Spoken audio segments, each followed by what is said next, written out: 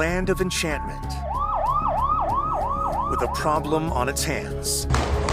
Crime affecting nearly every part of life in New Mexico. We're not safe anywhere from gun violence. Transforming once vibrant streets and changing lives forever. But when you lose someone so close to you, your whole world stops. You've told us it's New Mexico's biggest problem. We're listening and are teaming up to do something about it. KOAT Action 7 News, the Albuquerque Journal, and News Radio KKOB. This is Partners for Impact. Crime Solutions. Here's Doug Fernandez. We are at the African American Performing Arts Center at Expo New Mexico. I'm with representatives from business, law enforcement, other community members, and those fighting for victims of crime.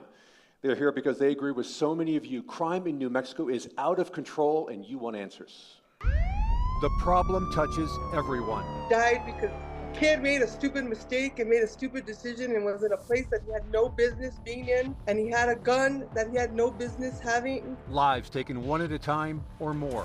Police responding to a mass shooting in Farmington. At least 3 dead and several more hurt, including 2 officers. According to the most recent FBI data, New Mexico ranks second in the country in violent crime per capita, trailing only Washington, D.C. New Mexico also second in assaults and kidnappings, third in homicides. The problem is not just taking lives, but also suffocating businesses that have been around for decades. The shooting on Mother's Day that happened right next to us drew the final straw. And big box retailers. Kohl's closed down because of all the theft and the amount of money that they're losing, keeping their employees safe. Questions not just about whether we have enough police to catch criminals, but what happens after they're caught.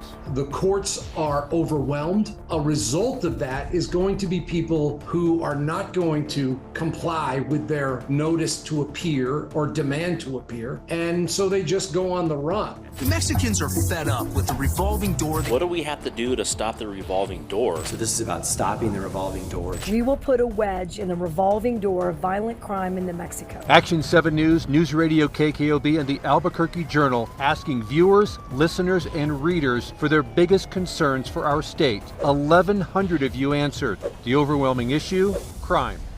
And joining us on the discussion tonight, some of those on the front lines of this fight. Attorney General Raul Torres, Bernalillo County District Attorney Sam Bregman, Bernalillo County Sheriff John Allen, and Nicole Chavez, whose son years ago was murdered. And helping lead our discussion, representing the Partners for Impact, Action 7 News anchor Shelley Rabando. From News Radio KKOB, Mike Gaba. And from the Albuquerque Journal, Senior Vice President and Executive Editor Patrick Etheridge. Now, we did invite Governor Lujan Grisham to join our panel, but she declined. However, earlier today, you might have heard, the governor did call a special session at the Roundhouse to focus on crime and public safety. That begins on July 18th. All right, let's begin our discussion with guns and drugs. These crimes are far too common in New Mexico, and they impact hundreds of families every day. Think about that. Hundreds of families every single day. Here's Sasha Lineker. 2 officers gunned down in the line of duty. An 11-year-old killed as he was leaving a baseball game. A 13-year-old in Cuesta shot and killed by another teen. And a New Mexico mall in chaos after 2 separate shootings. These are just a few of the families impacted by gun crimes. The latest FBI data shows in 2022 in New Mexico, there were roughly 2,300 robberies. Firearms were involved in 47% of them. And 200 people were murdered. Guns were used in 73% of those. To speak to your child one day and then the next day to find out that they're no longer here on this earth, it's devastating. The impact of gun violence is something Sally Sanchez feels every single day. My son, Antonio Jaramillo, was murdered in Albuquerque on December 16th of 2020 in his own home by 5 repeat offenders. Well, I lost my son to gun violence in February of 2021. My youngest son was lured in, carjacked, kidnapped, and held for ransom. He took him to my oldest son's house, and my oldest son went out to protect his brother, and he was shot dead in front of his home. Alicia Otero also missing a piece of her heart. Both women say gun violence keeps getting worse. I also believe that they're getting younger, and accountability for juveniles is pretty much the bare minimum right now. Sanchez with a question for our panel. I'm going to direct this one at Sam Bregman, and that would be, why are there so many plea deals that come out of your office when it comes to first-degree murders, second-degree murders, You have the power for accountability, and I don't understand why your office doesn't hold them accountable. First of all, I want to say that I spend so much of my time visiting with families of victims, and it's a big part of our job because unfortunately we have far too much violent crime and people who have been killed by violent crime in our community. At the same time, so when you talk about first degree and second degree murder and voluntary manslaughter and going down the whole list, I want to point out that sometimes obviously when someone may be charged originally, they're an open count of murder, they may be indicted for first degree murder, but then all of a sudden witnesses aren't maybe so cooperative. Witnesses may go missing. Witnesses don't recall the way they did before, and then evidence changes. My most important thing is to get the most justice we possibly can. I have a prosecutorial duty not to take a case to a jury that we do not believe we have a good faith basis to prove beyond a reasonable doubt. And we will always hold that standard up when it comes to prosecution of crime. At the same time, we will do what we can to get the most justice we can. Oftentimes, that unfortunately for the victims' families results in a second-degree charge instead of a first-degree charge. And I know that tears the family apart, and I appreciate it. And I understand it 100%. My office does, and the prosecutors and the 10 prosecutors that do nothing but homicides in our office every single day feel that as well. I will tell you, for example, when I first came into office 14 months ago, there was over 50 homicides per prosecutor. We've added a number of prosecutors. We're down to 25 homicides per prosecutor, which means we get to supply juries with better prepared cases, and that's what justice is all about for us. And remember, the DA's job is to do justice, always. That's what is in the forefront of our mind. Ms. Chavez, as a crime victim, what do you think about when you hear plea deal? Plea deals for me, I don't love, and it hurts my heart as a mother and a fellow victim. We only went to trial for one of my son's murderers out of 3. 2 got plea deals. One, who was a juvenile, only spent 1 year in YDC. I don't think that's enough. He was the driver and the shooter. Spending 1 year behind bars is not okay with me.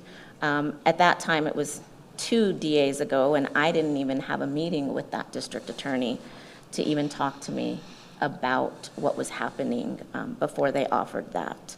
The other one got 18 years, and I think they just did a news article in September. He got out after 8, after killing my son, and it was his entire idea. So when I have to visit my son at a gravesite for his birthday, for a holiday, this morning on the way here, 1 year, 8 years for taking my son's life is not enough. And plea deals to us are not okay. And I understand sometimes because of the circumstances, they have to take them. But we will fight. I will fight until the day I die for my son. And all of us feel the same way about our loved ones that were taken. And it just feels like sometimes that fight isn't taken all the way through the judicial system for us, and it feels like it fails us. Our next question comes from Mike Gaba from KKOB Radio. Law enforcement agencies are spending millions of dollars on crime-fighting technology like license plate readers, shot spotter systems, listening for gunfire, but what is actually working? And would that money be better spent on something as simple as boots on the ground? And Ms. Chavez, would ShotSpotter have made any difference in your particular incident? In terms of license plate readers and ShotSpotter, we're going to be going with a different system. Something that's very important to us is, yes, a ShotSpotter system is great to tell you where the casings are, is great to tell you where the deceased body is, but what was the last vehicle that came out of there, the last description of a subject? That's the technology and why I've been traveling so much, to make sure that we're doing the correct technology, to make sure that we're finding a description of the vehicle, more information coming into law enforcement to either solve the case or prevent the case. and to make sure that we're also being fiscally responsible by looking at the systems that are not as expensive. I ask for capital outlay each year. I have to make sure that senators and representatives that are sitting here in the room, that what you're asking, that this technology will work. We don't know exactly yet because we won't be implementing it until May. We started seeing some of our license plate readers start to work that are popping up at some of the private businesses. So we'll really have, for our technology and what we're buying, I'll really have a grip on that probably in the middle of the summer. I will tell you technology does work. You asked about boots on the ground. We're getting that. Our numbers are going up. But you have to also make sure that you're supplementing the lack of personnel that you have with technology. We can't be sitting in someone's driveway just for them to feel comfortable to see a law enforcement. It doesn't happen that way. We're going to a lot of priority 1, 2, or 3 calls to the sheriff's office, and I'll speak only from our agency. We're doing a lot of proactive policing. That just doesn't take time. It takes consistency, and we do need technology to supplement and to back our agency up to make sure that we're presenting the best cases. Ms. Chavez, could technology have helped your son? I don't think technology per se. I think it would have helped the case to find more casings. I know it was a very rainy, windy night. It was a mess from what I hear outside. But I think what would help is more boots on the ground. Like he said, we need officers.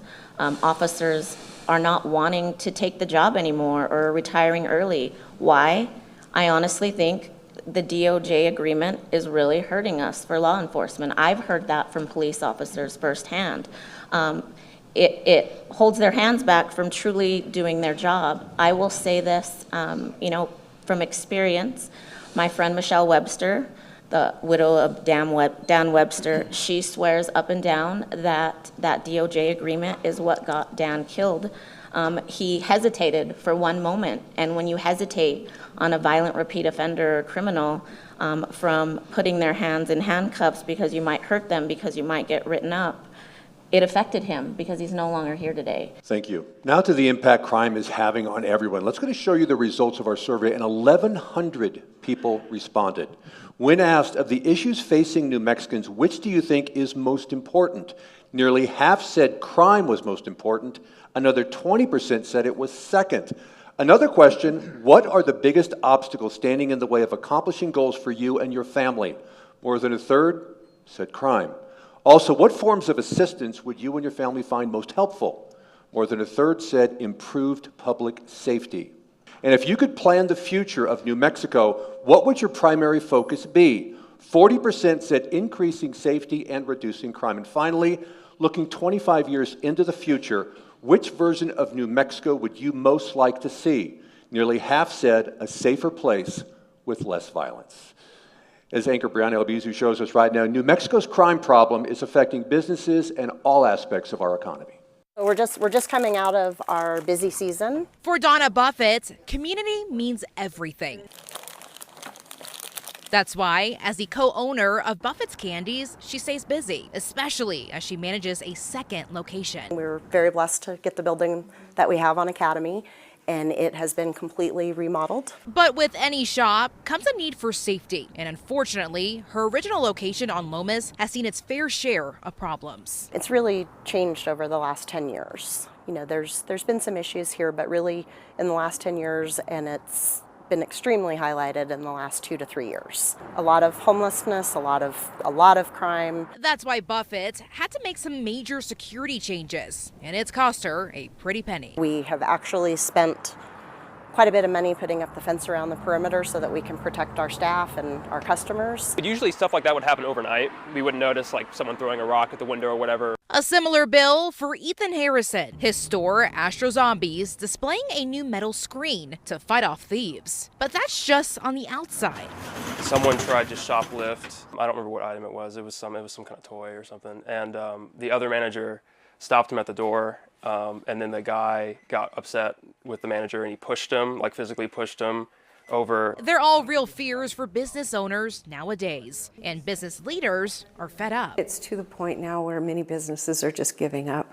They don't want to operate here anymore. And That breaks my heart. The concern's so dire that the coalition is actually considering a lawsuit against the city of Albuquerque. They're basically saying they're planning to sue city leaders for not doing enough to protect businesses, and they say it is not about the money. It is specifically about the city enforcing existing laws and taking care of the people that live here, keeping us safe on our streets and in our homes. They say it's going to take a lot of work at many levels to change it. From new crime legislation at the Roundhouse to more police patrolling the streets and better resources for those in hard times. Places where people can, help get off addictions, affordable housing, stuff like that, where people can get off the streets. All to preserve the many joys of New Mexico. And it's really a shame because Albuquerque is one of the most beautiful places on the planet. In cities big and small. I understand we don't have enough men and women serving, and we need more. But we need to empower the people we do have serving,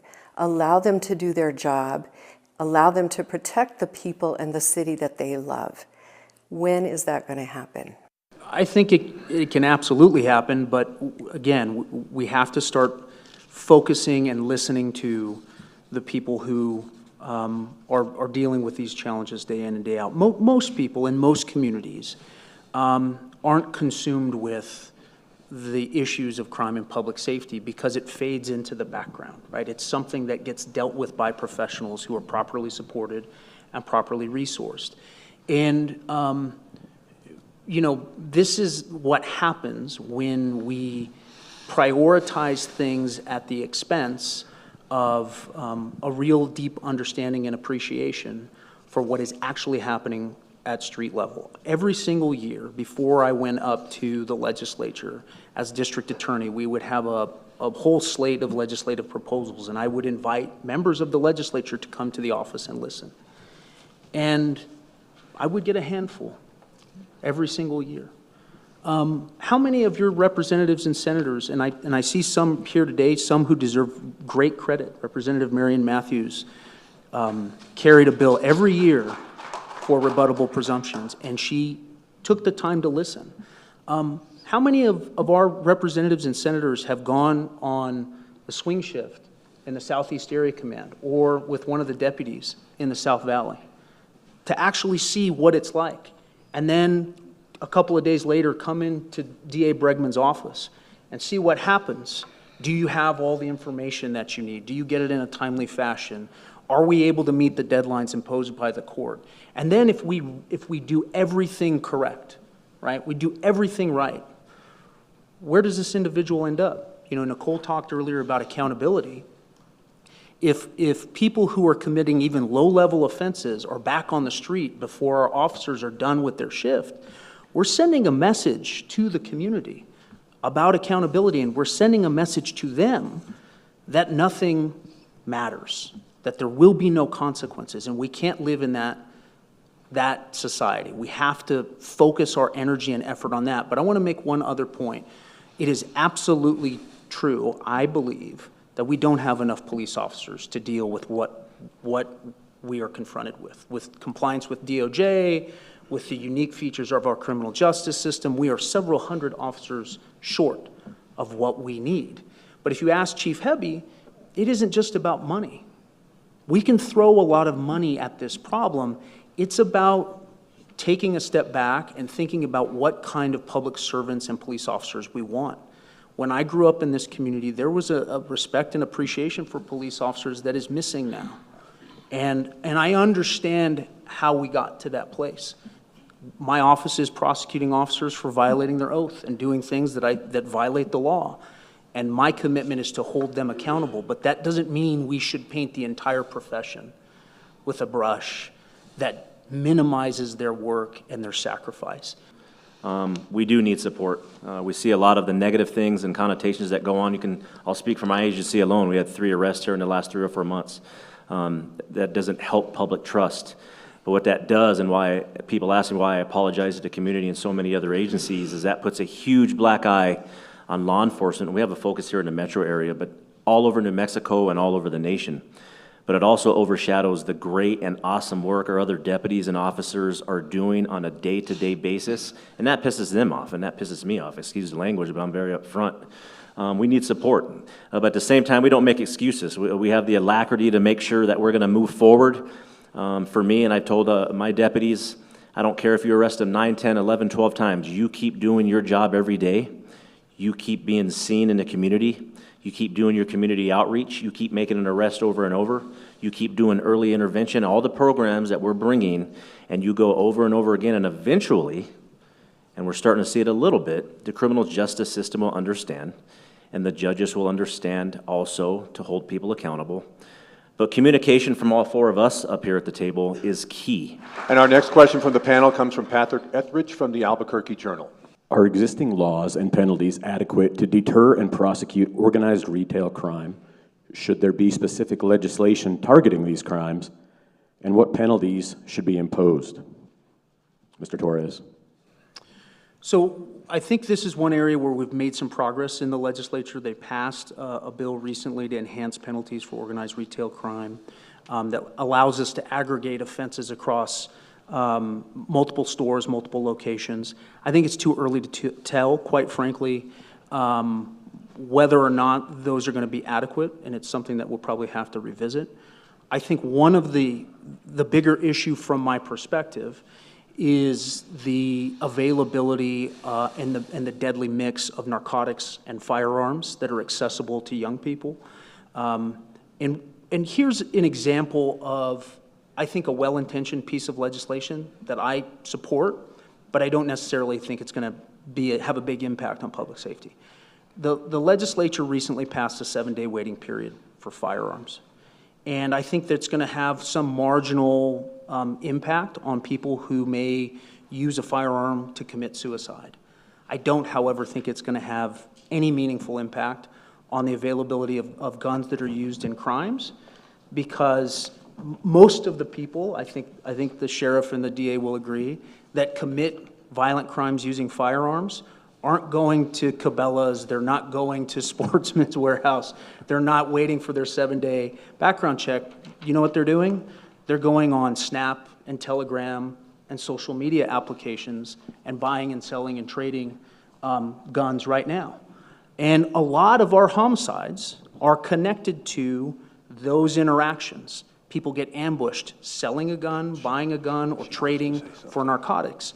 And it's moving further and further into our younger population. That's why you see so many offenders there.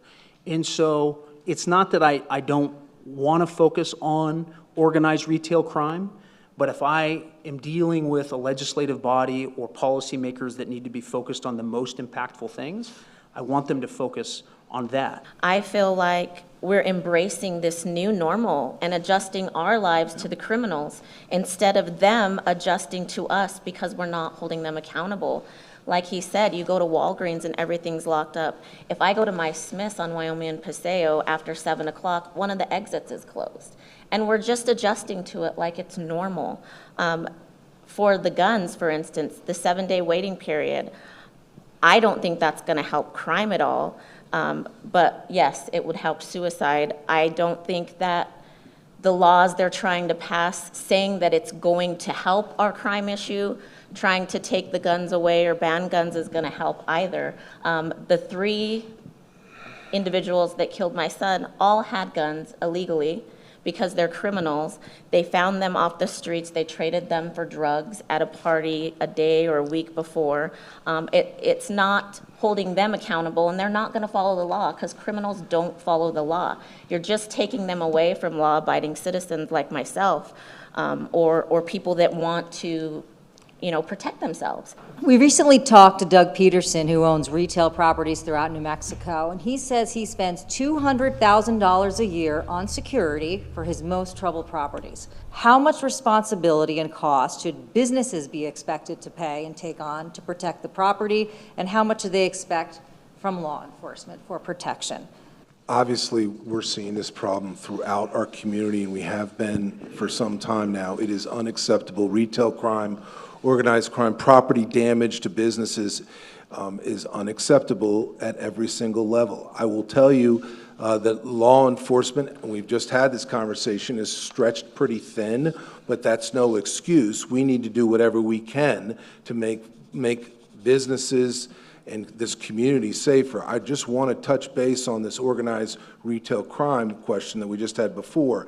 I want folks to know that I want to compliment the legislature on passing that organized retail crime bill a couple of sessions ago. Because of that bill, we've charged 75, in the DA's office, since that bill became law, we have charged 75 people with aggravated shoplifting felonies, 49 people for aggravated shoplifting, 11 people for organized retail crime. We have entered now on every misdemeanor case, 474 cases we have entered on in the DA's office in this county alone.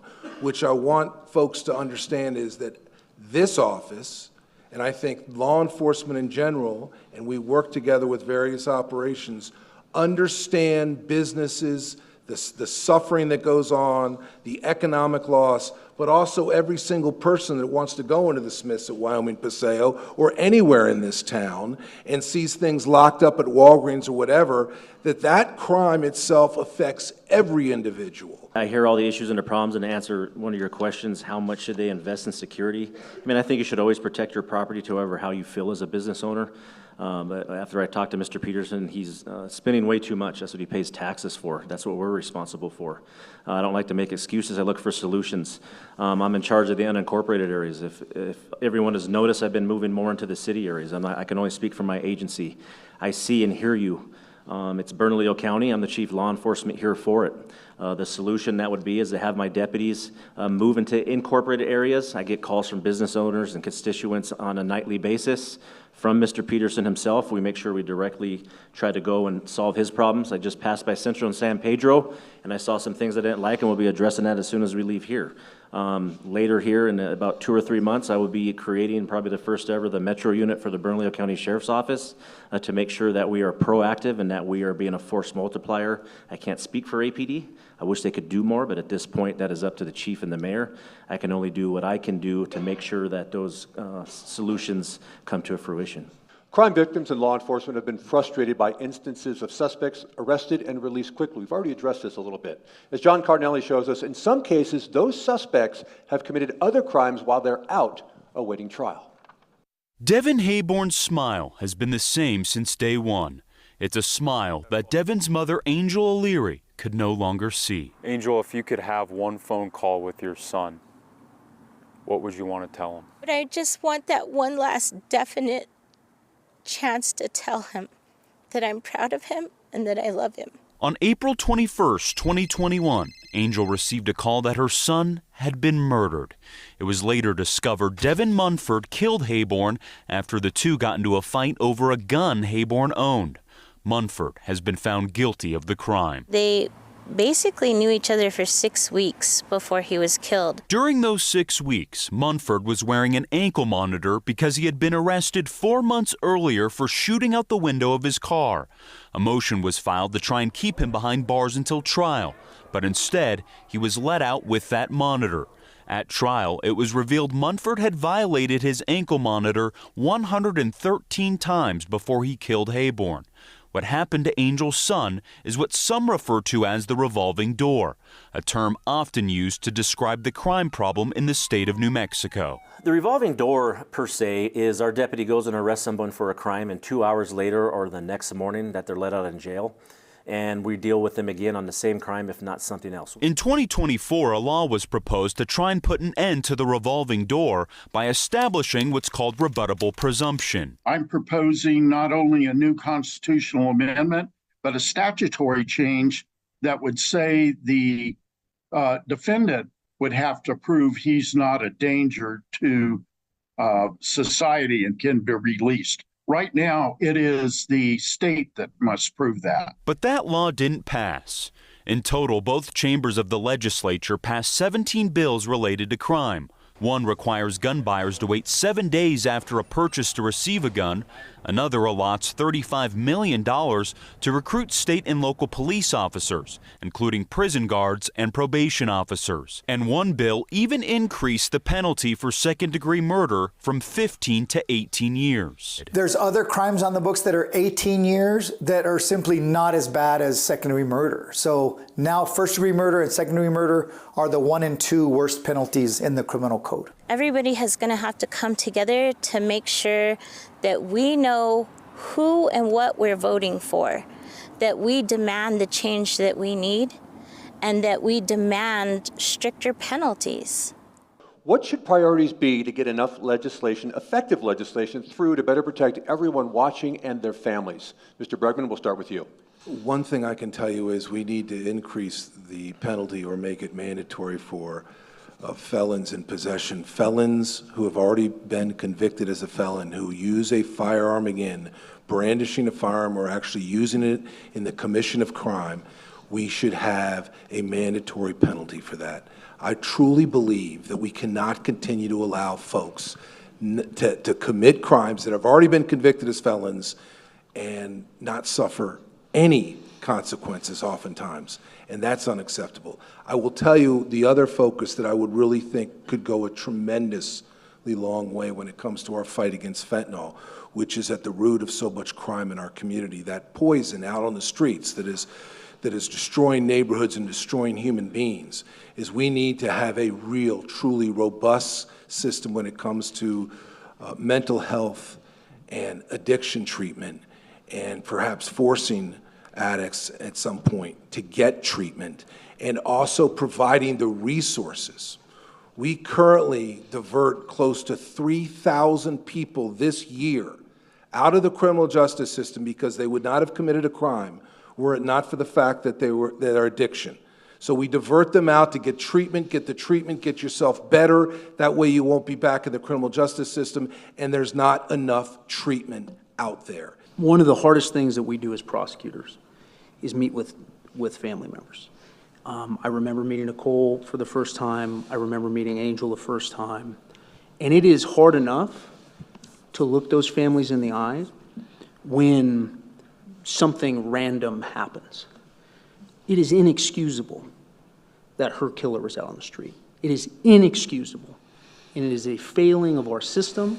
It is a failing of our institutions, and it is unacceptable that somebody who was caught in the middle of the night with drugs and a gun, and he's firing it out of the window, and we arrest him and we move to detain him, and he's let out. We put him on an ankle monitor. He violates that monitoring system 100 times in a matter of weeks. Do you know how many times we were notified that that happened? 0. None. We found out after the fact that they weren't monitoring people on nights and weekends, because I guess criminals don't work on nights and weekends. He kills Devin. He goes on a crime spree. We arrest him again. Guess what? We bring him back in. We move to detain him a second time, and the Arnold Risk Assessment Tool recommends that the judge let him out again. And I go to the legislature, and I'm so sick and tired of listening to statisticians and criminologists tell me that this is not having an impact on crime. The hell it isn't. We have to close the revolving door, and we have to stop making excuses for it. Policymakers in Santa Fe created this situation. Policymakers in Santa Fe can fix this situation. They just have to do it. I think we need to fix bail reform. I've been fighting along with Raul for the last 5 years, even when he's the district attorney, trying to fight for this. They're saying it's the constitutional rights of a criminal. We need to find a middle ground to figure that out. I believe it needs to go back on the ballot. We have to fight that through Santa Fe first. We all voted on it several years ago. I think we were tricked into it. They didn't tell us anything about the Arnold tool. They just told us we needed the constitutional amendment so we wouldn't hold poor people behind bars. This is not what happened. They are making it feel like the judges have to look at that Arnold tool before making those decisions themselves. That was the first thing I would fix. The second thing I would say is they need crime education on drugs and firearms in school. I remember growing up with DARE. I'm sure all of you did. They actually educated students. We need to educate them now. It's getting more dangerous. Drugs are everywhere. I had a nephew that overdosed on fentanyl last year. I had to leave the session for a couple weeks. It was heartbreaking. He was a state wrestler. We think those things don't happen. It's happening to all of us, but we're not educating these students in the classrooms. And then last but not least, 3 strikes. And I know everybody fights on that in Santa Fe. I've been fighting on that for 8 years. I think the 3 strikes that was created in the 90s is old. We worked tirelessly on just adjusting the 3 strikes rule to only include the most violent offenses. We're talking murder, attempted murder, rape. If somebody is convicted of that 3 times, you are telling me that the 3rd time they shouldn't be behind bars for life? We want them back on the streets? And you say it's crazy when we go to Santa Fe, these legislators look at us and say, well, they're not gonna get out anyway. They will. We're in New Mexico. Alicia's son he got sentenced to 29 years for killing 2 people. My son's murderer killed someone 6 months after killing Jaden. He's behind bars for 42 years and then gets out. They go in young, they come out. Why should they not be held behind bars for the rest of their life? I don't care how much it costs the state. It costs us, as people that are looking at grave sites for our loved ones, a lot more than $30,000 a year, and it's going to keep affecting us for the rest of our lives. We need to hold them accountable. Thank you very much. Our next question comes from Patrick Etheridge from the Albuquerque Journal. Patrick. This question is from Alicia Otero, who you saw in the setup piece. Her son was murdered in 2021. And her question to you all was, again, how do you decide who gets a plea deal, who goes to trial, and how does that work? Mr. Bregman, you touched on that a little bit. Much of the time, the courts decide who goes to trial because obviously they set the calendar for their particular courts. We have 14,000 cases referred to our office from law enforcement every single year. Just this morning, for example, just to give you an idea, 33 cases were referred to our office this morning, 9 possession of fentanyl or controlled substance, 1 trafficking case, just to give you an example, some shoplifting, aggravated assault, aggravated battery, all those cases. We tried more cases last year than any time in the last 5 years. We had more convictions of felonies than any time in the last 5 years, of violent crime, of sexual assaults. I'm very proud of the fact that our office, every single week you can see courtrooms filled up with juries and specifically with prosecutors and defendants and defense counsel doing justice. And that's something we'll continue to do. We obviously plead cases when we see a need to do justice. For example, this case, and oftentimes we may offer a plea and the defense doesn't take it and we try that case. That happens all the time. It also happens so often that we have a case that didn't look as good as it did when it first came in. And maybe the lesser charge is the charge that we can prove beyond a reasonable doubt, but not the first charge. And that's not the fault of law enforcement or in their investigation necessarily. That's just what happens when it comes to prosecution of cases. When you're a year later or 6 months to 18 months later, things change in cases. But we focus on holding people accountable under the rule of law. Sheriff Allen, your men and women collect evidence. You think it's a strong case. You present it to the DA's office.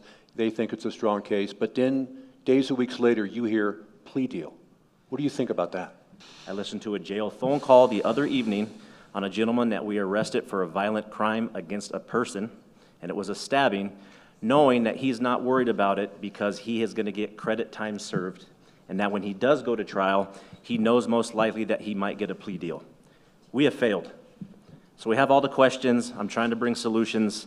We need to make sure that we're holding these criminals accountable. Nobody here, folks, criminals, is scared. If the feds are involved, they tell you, crud, we got to watch out for them. The state's involved, they know not much is going to affect them at all. The special session, representative senators, I see you in here. We are the experts in law enforcement. Men and women out here in uniform are the experts in law enforcement. Instead of a statistician being at your table all the time, have us at the table, please. If I could give the legislature one piece of unsolicited advice, and they usually don't solicit my advice anyway. The sheriff's right. Look at the federal system. Look at the I've worked on both sides of Lomas.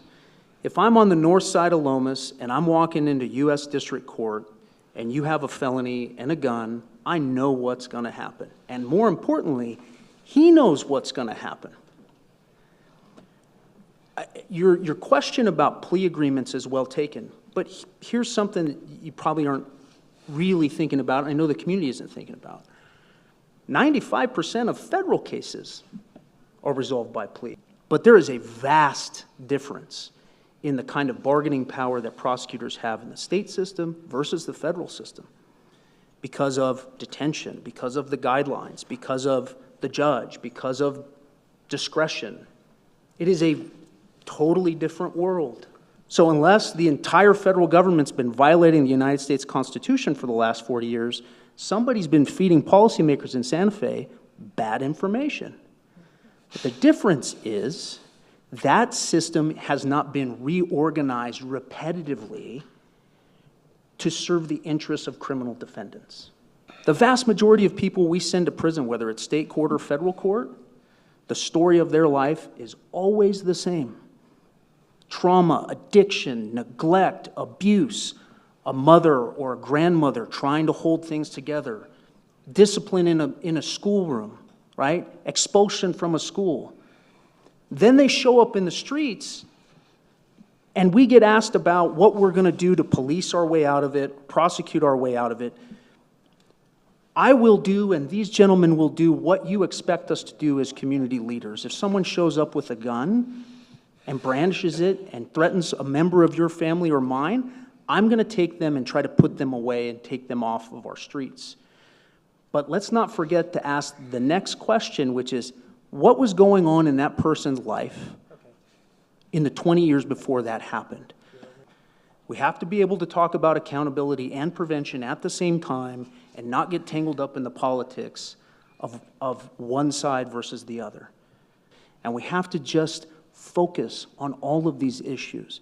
I hope the special session gives us that opportunity. When we see a plea deal happen, it's like our loved ones didn't matter, their lives didn't matter, it only mattered for 2 years of somebody's time. Look at my good friend Veronica. Baby Lily was shot. He was held accountable because of federal court.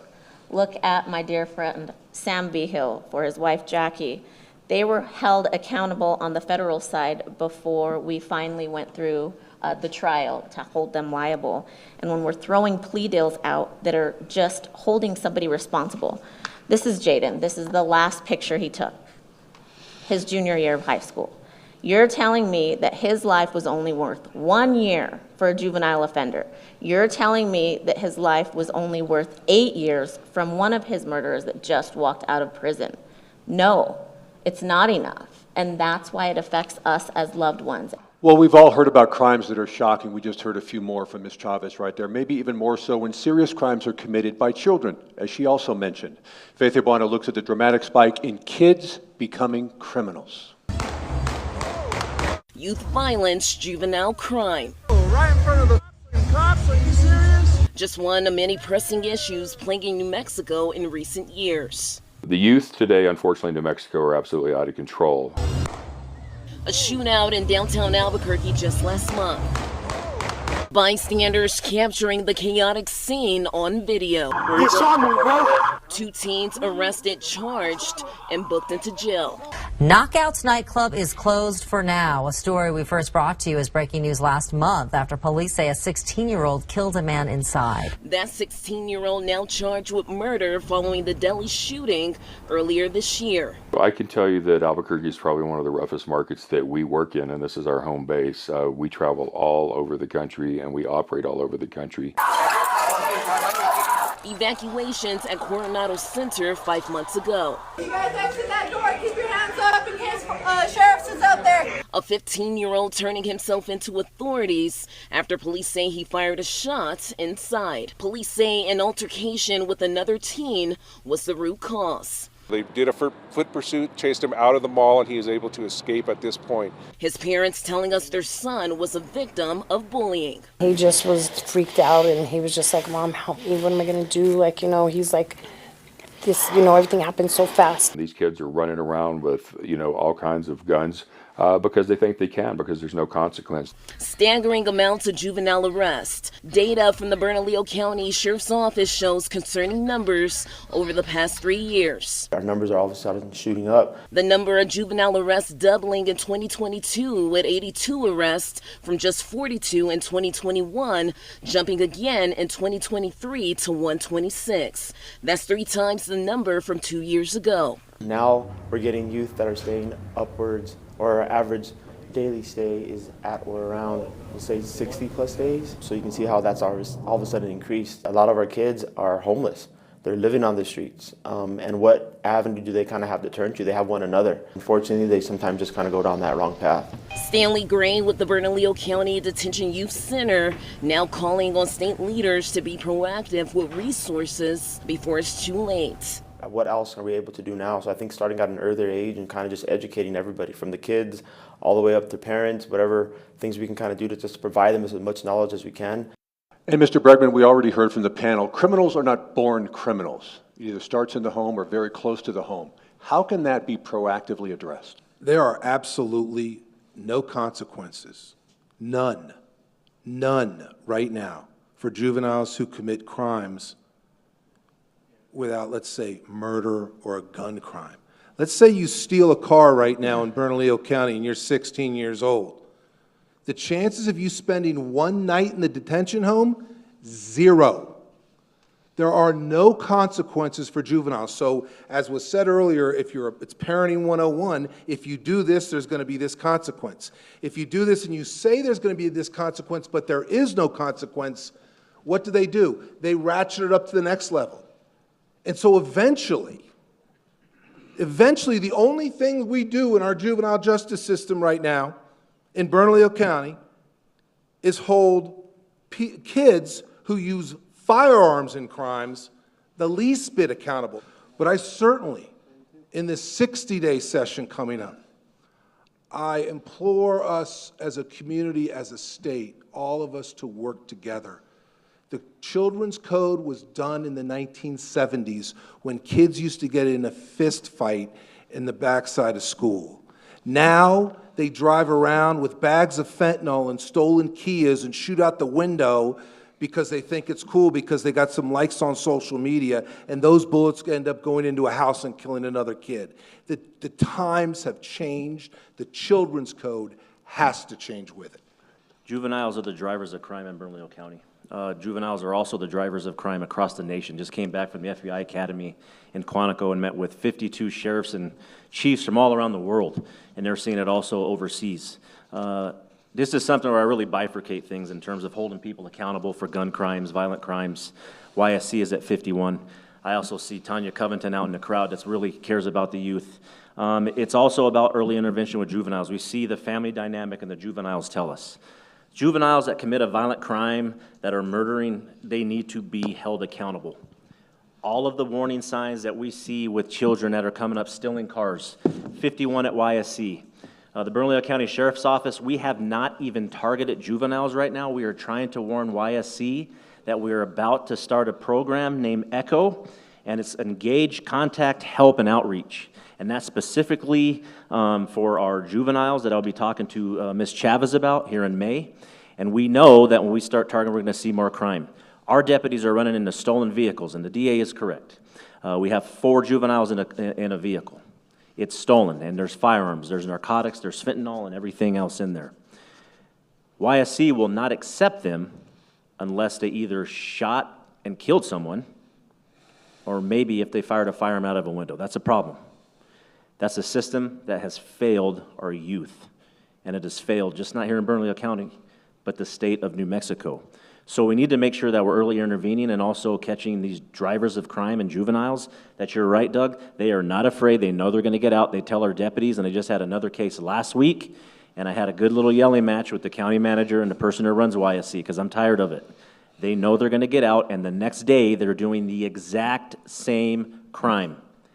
That's the truly revolving door of the juvenile system in the state of New Mexico.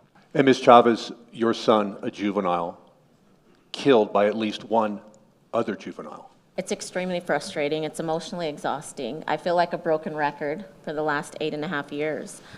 The juvenile crime is getting out of control. It's getting out of control because we don't hold them accountable, because they keep getting away. So their behavior becomes more and more violent. We have a budget right now that can afford to open more facilities for substance abuse and behavioral health, and we need to. Where's the excuses for that? It should be mandatory. If they won't go to YDC or we don't want to keep them behind bars, let's do something that will help them. I can scream till I'm blue in the face about penalties. You know how I feel. I think penalties should fit the crime. But also what I've heard, because I do talk to the incarcerated, I go and talk to juveniles at YDC and give them impact statements about how it affected my family. It's a butterfly effect when you take away a family and a life. I talk to the incarcerated in adult prisons, and you know what I hear? I hear some people that have truly changed, that have gotten an education, and it's not mandatory, we should make it mandatory, that have truly changed because they saw hope. But when did they see that hope? When they were held accountable behind bars because they're not learning those things at home. Then if the only thing that's teaching them is to be incarcerated, why is that a problem? If we're not giving these programs in schools, why is that a problem? And most importantly with these juveniles, why are we not holding parents accountable? We have no problem saying they should be accountable when it involves a gun, but when it's any other charge, why are we not holding parents accountable for the actions of their children if they're not trying to help? I also know parents that have contacted police or law enforcement or DAs saying, I can't do this anymore. I can't handle my child. Help me. There's nothing that the state has to help these parents either. We have to find avenues for each of these issues to truly, truly address this problem. There was a 16-year-old kid who was caught with a weapon, I believe at West Mesa High School. And it's on the lapel video, you can watch the APD officer putting in a phone call to the juvenile probation officer who manages the intake for that facility. And you can hear, to their astonishment, that the JPPO officer has put this child into their risk assessment tool, decided they're not a risk, and told to let them go. So the Albuquerque police officer cuts them loose the day after the Uvalde shooting. No notion of where the kid got the gun, what's happening in the home, what's going to happen if the kid comes back. Accountability matters, because here's the thing. What do you think that 16-year-old told his friends at school the next day? I got caught with a gun. They had me in the back of a patrol unit. And then what happened? Oh, they let me go. You don't think that has an impact on everyone else in that school? Now, I'm not saying that that young person is irredeemable or we should throw them in jail, put them in jail and throw away the key. That's not what I'm saying. But there has to be a consequence attached to it. There has to be. And the second point is this. It is not a coincidence that this state leads the country in violent crime and also leads the country in adverse childhood experiences and trauma for children. We are through the roof in repeat maltreatment of children. If you went and did an ACEs score, a trauma inventory of the 51 people that DA Bregman just talked about, I guarantee you that CYFD has been called to the home, not when they were 16 and 17, but when they were 3 and 4 and 5. That's why a broken CYFD and child welfare system is catastrophic, not just for those children today, but for this community 10 or 15 or 20 years down the line. Most of what we do is deal with the people who have been victimized and traumatized and witnessed abuse and violence as children. They don't get any help, they don't get any intervention, they don't get anything. and they do the predictable thing. We would like to give each of our panelists the time to say a final comment or argument. Mr. Torres, why don't you start us off? I want people who are watching this and participating in the event to recognize that for all of the problems and all of the challenges and all of the frustration that you hear voiced by members of this panel and members of the community, there's hope. We can fix this. This is not an unsolvable problem. It is the basic, fundamental obligation of government to provide safety to its citizens. That is the first duty of government. And we are fortunate enough to have a blueprint from other states, from the federal system, from our own past history. We have the ability to get this done. This is not an unsolvable problem. We just have to listen and be open to having difficult conversations. And I implore people in this community and across the state to let people in positions of power know. I hear it. I know the sheriff hears it. The DA hears it. Comes in the nature of a public service, the good and bad and otherwise. But you cannot throw up your hands in frustration. We need your help. We need your support. We need your engagement. Thank you. Mr. Bregman. I am really appreciative of the fact that we had this town hall today to discuss the realities of crime on the ground and in this community. It is such a serious problem. But at the same time, I also don't want to miss the opportunity to tell the people of Bernalillo County that they have 300 people, including over 100 prosecutors at the district attorney's office, that work their tails off every single day to try and make this community safer. In the last 14 months, for example, they have tried more felony cases than we can look back and find any year that even compares to it. They convicted more felons of violent crime. We've started new things like a gun team to focus on 18 to 25-year-olds. The fact of the matter is, every single day, our office, together with law enforcement, work together to make this community safer.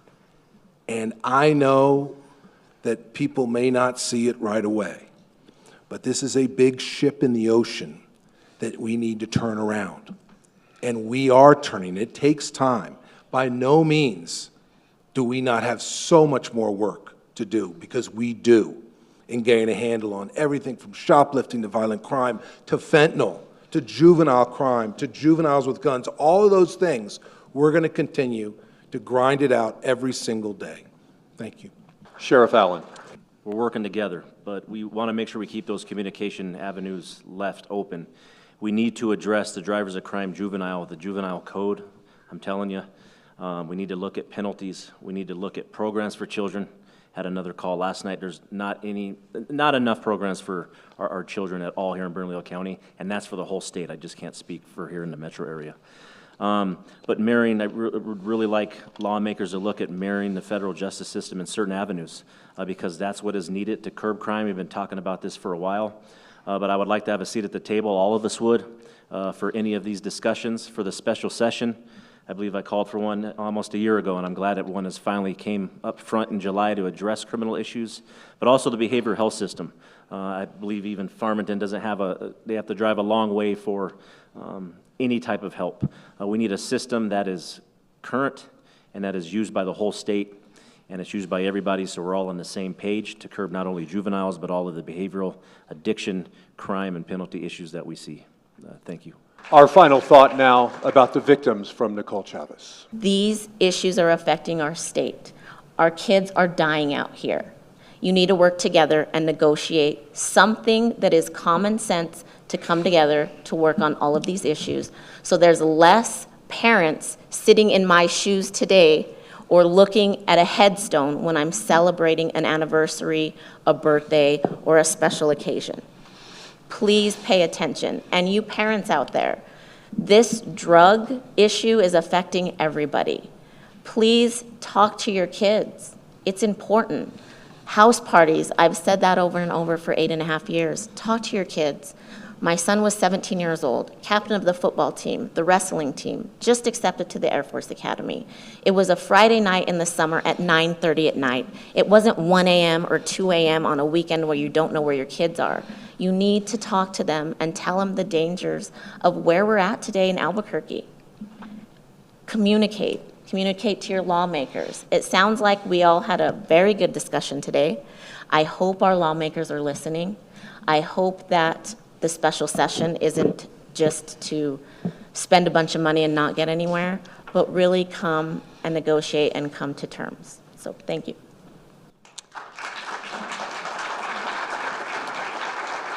Of course, there is so much more to talk about at KOAT.com. You can see the results of our Partners for Impact survey. We'll also have more details on the numbers behind our state's growing and out-of-control crime problem. And of course, we thank our panelists for being here. And we appreciate all of you in the audience and those at home watching for joining us as well. For Shelley, Patrick, Mike, and all of our Partners for Impact, I'm Doug Fernandez. Good night.